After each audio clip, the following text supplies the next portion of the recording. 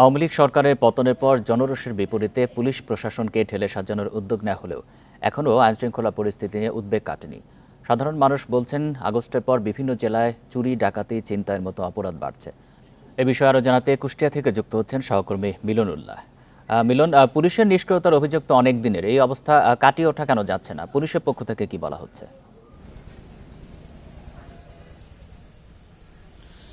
আসলে এই ব্যাপারে আমরা পুলিশের সাথে কথা বলার চেষ্টা করেছিলাম, কিন্তু আসলে বিশেষ কারণে পুলিশ এই ব্যাপারটি নিয়ে কিন্তু গণমাধ্যম কর্মীদের সামনাসামনি হতে চাচ্ছেন না বা হচ্ছেন না। আমরা কিন্তু বারংবার তাদের সাথে কথা বলার চেষ্টা করছি, তারা ক্যামেরার সামনে আইন শৃঙ্খলা পরিস্থিতি নিয়ে কোনো কথা বলতে চান না। আর যেটি বলছিলেন যে আসলে নিষ্ক্রিয়তা, আমরা দেখেছি 5ই আগস্টে শেখ হাসিনা সরকারের পতনের পরে কিন্তু যখন কুষ্টিয়ার যে মডেল থানা ছিল, সেই মডেল থানায় উত্তেজিত জনতা বা বিক্ষুব্ধ জনতা যখন আগুন ধরিয়ে পুড়িয়ে দেয়, তারপরের থেকে কিন্তু এই মডেল থানার যে কার্যক্রম সেটি অনেকটাই স্তব্ধ হয়ে গেছে এবং এইটি কিন্তু থানার যে কার্যক্রম সেটি শুধু কুষ্টিয়া থেকে একটু দূরে সদর ফাঁড়িতে ওখানে স্থানান্তর করা হয়েছে। কিন্তু তারপরেও কিন্তু পুলিশের যে মনোবল, সেই মনোবল কিন্তু এখনো সেই আগের মতো নয়। যদিও আমরা দেখেছি যে ট্রাফিক পুলিশের যে দায়িত্ব তারা সঠিকভাবে পালন করছে এবং তাছাড়া কিন্তু অন্যান্যভাবে তারা টহল মহলগুলো ঠিকই দিচ্ছে, কিন্তু আসলে তাছাড়া অন্যান্য যে কাজগুলো করা দরকার সেইগুলোতে তাদের মনে হচ্ছে যে কোথাও যেন একটু ঘাটতি রয়েছে।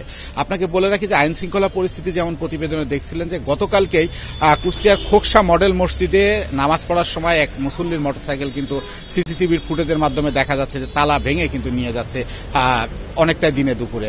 সেই সাথে কিন্তু গতকালকে আবার কুষ্টিয়ার মিরপুর উপজেলায় 2 গরুচোরকে আটক করেছে স্থানীয় জনতা, তারা কিন্তু আটক করে পুলিশের হাতে ধরিয়ে দিয়েছে। কিন্তু এইটা তো হলো চুরি চামারির ঘটনা, এছাড়াও কিন্তু হত্যাকাণ্ড ঘটছে নিয়মিত। গত 28 জানুয়ারি কিন্তু কুষ্টিয়ার মিরপুরের আটি গ্রামে এক ব্যক্তির মরদেহ উদ্ধার করেছে, সেই ব্যাপারে কিন্তু এখনো দোষীদের কাউকে গ্রেপ্তার করতে পারেনি পুলিশ। তো আসলে কুষ্টিয়ার যে 6টি থানা, এই 6টি থানাতেই কিন্তু আইন শৃঙ্খলা পরিস্থিতিতে অনেকটাই অবনতি এবং বলা যায় যে প্রতিনিয়তই কোনো না কোনো খারাপ সংবাদের মাধ্যম দিয়েই কুষ্টিয়াবাসীর ঘুম ভাঙছে, সেটি হয় চুরি, নাই ডাকাতি, নাই হত্যাকাণ্ড। তো আসলে এই ঘটনা থেকে কিন্তু এলাকাবাসী বেরিয়ে আসতে চায় এবং সাধারণ মানুষ যারা, তারা বলতেছে যে পুলিশের যে আগের ভূমিকা সেই স্বরূপে ফিরে এসে তারা যেন এই আইন শৃঙ্খলা পরিস্থিতি স্বাভাবিকভাবে নিয়ে আসে। আপনাকে একটা কথা বলে রাখি যে কুষ্টিয়ার কিন্তু বর্ডার অঞ্চল আছে অনেকগুলা, সেখান থেকে কিন্তু মাদকের যে পাচার, সেই মাদকের পাচারও কিন্তু ব্যাপক হারে বেড়েছে এবং কুষ্টিয়াকে কিন্তু মাদক পাচারের একটি রুট হিসাবে মাদক ব্যবসায়ীরা ব্যবহার করছে।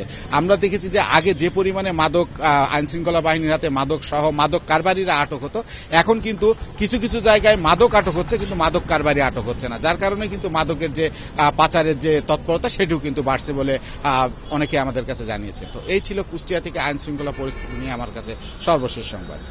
কুষ্টিয়া থেকে জানাচ্ছেন সহকর্মী মিলন উল্লাহ।